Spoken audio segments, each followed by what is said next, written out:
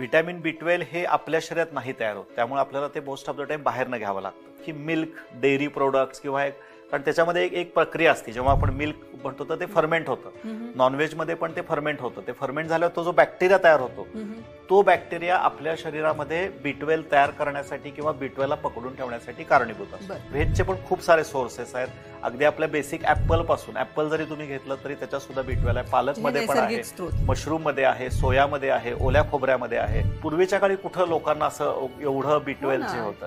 आपला प्रॉब्लेम आज काय की आपण जे फूड्स घेतोय ते रिफाईन घेतोय. जेव्हा मी नॉन रिफाईंड सिरियल्स घेतो, नॉन रिफाईंड कुठलेही, मग त्याच्यामध्ये आपला सिंपल जो खपली गहू असतो, होल व्हीट ज्याला आपण म्हणतो, किंवा रेग्युलर आपल्या ह्याच्यामध्ये ब्राऊन राईस म्हणजे अख्खा जर का मी भात घेतला, उकडा तांदूळ, त्याच्यामध्ये सुद्धा B12 असं काही नाही. स्त्रोत आहे. तिथं कुठं फर्मेंटेशन आहे. आता साऊथ मध्ये आपण बघायला गेलो तर इडली आहे, डोसा आहे, हे पण सगळं फर्मेंटेड येतं. तर या फर्मेंटेड फूड मध्ये B12 हा ह्याचा राहतो.